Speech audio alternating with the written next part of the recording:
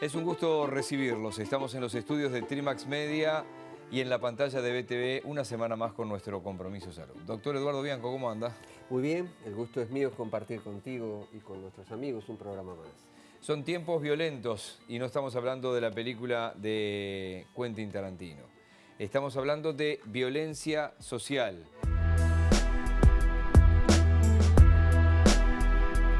La violencia es una constante en la vida de un gran número de personas.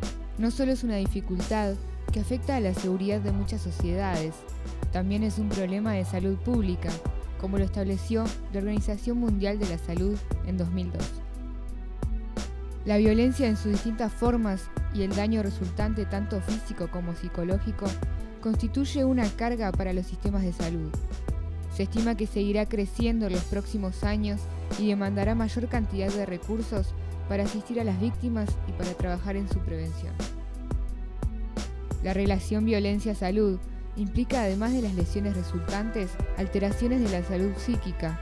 Muchas veces tiene lugar el consumo de sustancias psicoactivas, como el alcohol y otras drogas, que pueden estar detrás de los hechos de violencia. La violencia, tanto a nivel nacional como internacional, está tomando un carácter epidémico y se comporta en muchos sentidos como un proceso infeccioso que, si no se combate a tiempo, puede crecer exponencialmente y generar serios daños en la sociedad. Lo positivo es que si se aplican estrategias de prevención y tratamiento, es posible frenar el crecimiento, evitando que la epidemia se propague. ¿Cuál es la situación de nuestro país? Hoy, en Compromiso Salud, violencia y salud. Vamos a darle un enfoque diferente a un tema de actualidad, que es la violencia, un enfoque desde el punto de vista de la salud pública. La Organización Mundial de la Salud ha abordado este tema y ha sacado varios reportes.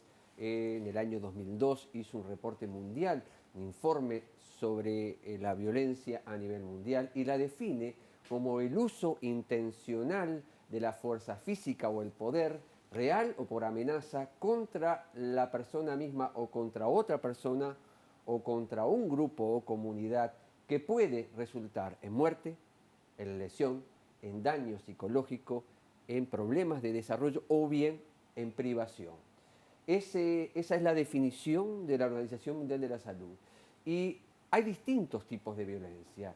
La violencia autoinfligida, que es la que se hace uno a sí mismo, un comportamiento suicida, cometer un suicidio o intentarlo, o lesionarse. Pero después está la violencia interpersonal, que puede estar en la familia o en la pareja o en la comunidad, y allí tenemos distintos núcleos que pueden ser afectados: menores, pareja, ancianos, gente de nuestro entorno o extraños. Y después está la violencia colectiva, la violencia que depende de la sociedad entera, que puede ser una violencia política, que puede ser una violencia económica.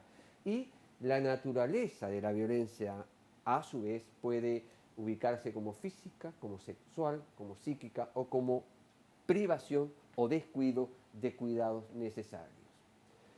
Un punto importante es el tema de los jóvenes y la violencia.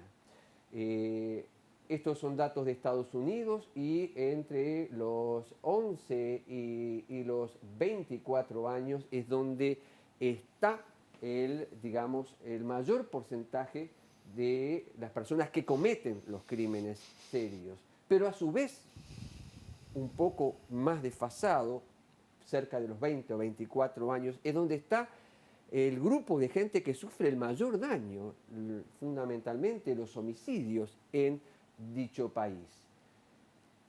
La Organización Mundial de la Salud plantea un modelo ecológico para abordar la violencia, que considera al individuo, que puede tener desde el punto de vista genético lo necesario para tener una personalidad violenta o agresiva, pero también puede haber sido sujeto de un maltrato infantil o abusa de alcohol o abusa de drogas.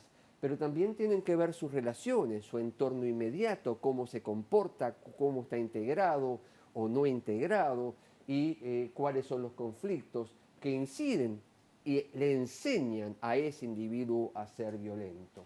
Ni que hablar de la comunidad. Si en mi comunidad la violencia es donde el barrio que yo vivo, robar, matar y hay ausencia de valores, me va condicionando a tener un comportamiento violento y la sociedad en pleno, con falta de empleo, con niveles de pobreza altos, con desigualdades muy grandes, puede también condicionar a la violencia.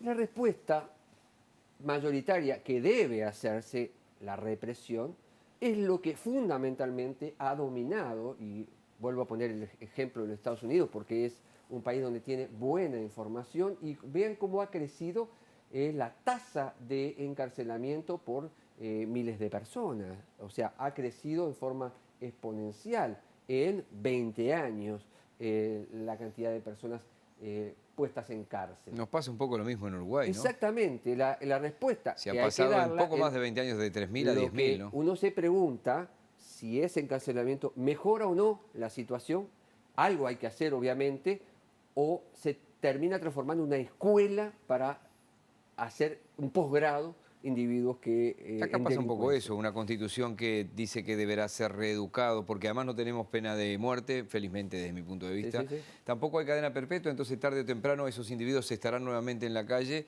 y no parecen las cárceles, con algunas excepciones muy buenas, cárceles granjas, sobre todo la cárcel de Punta de Rieles, escuela de oficios, que están trabajando de cara a esto, es decir, lentamente pero con firmeza venimos mejorando para lograr justamente un reencauzamiento. A eso con saturación de cárceles y con la situación actual parece difícil. Y lo que quiero presentar acá es que en Estados Unidos problemas sociales y sociosanitarios muy importantes como la mortalidad infantil, la enfermedad cardiovascular o la enfermedad cerebrovascular han sido posibles reducir en forma sustancial, que son las que están en gris, pero la roja, la de homicidios, ha tenido un descenso, pero todavía se mantiene en niveles que no son aceptables. Es decir, en un país desarrollado, donde han sido capaces de enfrentar problemas sociales importantes, la violencia todavía no tiene una respuesta adecuada. Y quiero mostrar esto con respecto a homicidios, la evolución de los homicidios en Estados Unidos. Y es como si vemos picos. Esto es un comportamiento epidémico, esto es un comportamiento desde el punto de vista de salud pública que duplica en determinadas épocas los homicidios. O sea, hay como una epidemia social. Pero lo bueno de todo esto, es que hay ciudades, y acá pongo ejemplos de Nueva York, de Chicago y de Los Ángeles, que si vemos, la violencia venía en un determinado momento, los homicidios, y hay un pico en poco tiempo, en menos de 10 años, 10, 15 años, crece exponencialmente, y es porque si no se actúa rápidamente, esto se dispara. Se disparó para la gente que no ve bien el cuadro a mediados de la década del 50. Exactamente. ¿No? O fines de la década del 50. Quiero focalizarme... Hasta mediados de los 70. Exactamente, en este último, que es el de la ciudad de Nueva York. ¿Cómo cae en la ciudad de Nueva York la violencia en menos de 2 años, las muertes por suicidio? O sea, hay ejemplos de que es posible encarar este problema, aunque sea grave. Y tenemos documentos que nos demuestran que hay evidencias de procedimientos efectivos para frenar la violencia, que no los voy a mencionar ahora, simplemente para decir que hay recursos para enfrentarla. Y obviamente que el enfrentar esto requiere actuar sobre los diversos estamentos, sobre el individuo, la familia, el entorno inmediato, las redes sociales, el contexto socioeconómico, mejorar el empleo, mejorar las probabilidades y la equidad social. Y la calidad de vida, como usted estaba diciendo ahí, digo, desde agua, saneamiento a servicios de salud. Exactamente. Pero recuerda que nosotros en este momento estamos mejorando nuestro nivel de ingreso, sin embargo, la violencia en el mejor momento económico, o sea, en grandes números. No alcanza, hay que hacer otras acciones. Entonces, hay que tener en cuenta el tema del alcohol. El alcohol y sobre todo la violencia intrafamiliar es un elemento crítico y hay que realmente tener una política sobre el alcohol si realmente queremos enfrentar el problema de la violencia.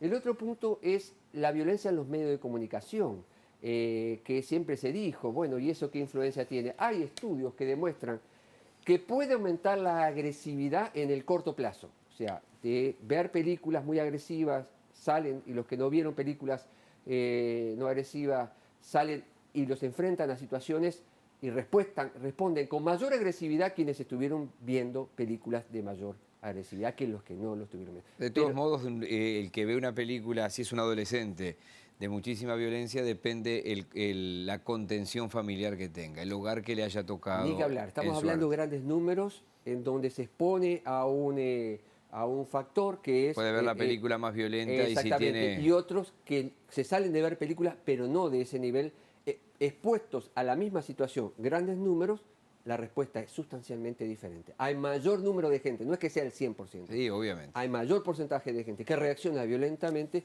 que en el otro grupo. Y el caso de Uruguay.